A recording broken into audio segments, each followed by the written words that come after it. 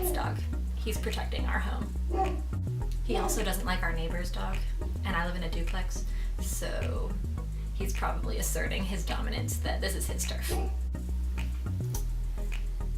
Hey guys, I want to talk to you today about why I don't believe in soulmates. Now, I know I'm probably the only millennial in the world who doesn't believe in soulmates, but let me explain to you my reasoning, and maybe you'll agree with me. So firstly, people aren't perfect. I'm not perfect. Guys I could potentially date aren't perfect. And I just feel like the concept of soulmates sort of demands perfection from people. I mean, I know that I'm gonna mess up. I'm gonna be snappy with people I love and care about, be with people I love and care about.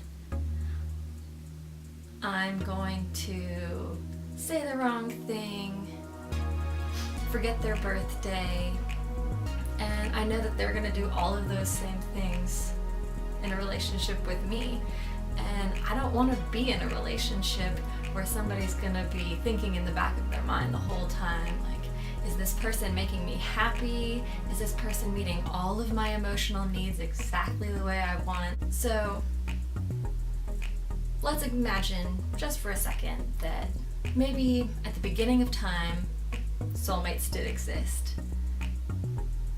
Odds are that somebody married somebody that they weren't supposed to, or who wasn't their soulmate, and back then they didn't believe in divorce. So what happened then? They were just stuck with the wrong person, and then the other person who was their soulmate was just out of luck.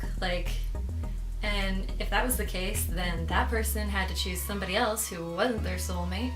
So this would have just continued throughout all of history, and according to the domino effect, it would have all gotten messed up. So I just don't think that soulmates can exist. And just to kind of give kind of a weird example of this idea, a few years ago I was in a Bible study for a bunch of young women, and like people in their 20s and 30s, and there was this one girl who was in the group, and she was about to get divorced. She was on like her second or her third marriage, and her current marriage was ending because the guy was just bad news, like abusive and controlling. He'd held a gun to her head at one point. It was just not good.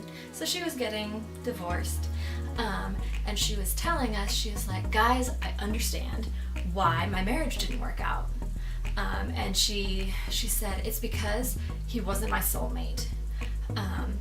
So I just need to find my soulmate, and then I'll have a healthy and a good relationship next time.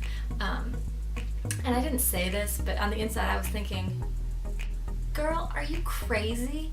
Like, you had a terrible marriage because you picked a terrible guy. So I did end up telling her to her face, I don't think that makes any sense, because according to that theory, that means that that guy has a soulmate somewhere else in the world, that if he met that girl, that somehow magically he would become not abusive, not controlling, the perfect boyfriend and husband because he's with the right girl. And I don't think that's true. I think that guy was just not a good guy. He'd made bad choices in life and was not going to be healthy in a relationship until he grew up, got his act together. I believe that we all have choices. We're all free agents. We can choose who we're going to be with. And while I don't believe in soulmates per se, I do think that there are people that I could choose to be with who will be better than other options out there. So my job as a mature individual is to try and choose someone who I can have a good relationship with, who is a mature and healthy individual themselves, someone that I can learn and grow with, and that we can both invest together in a healthy relationship. So basically, I believe that once I've chosen a relationship, soulmates are made and not found.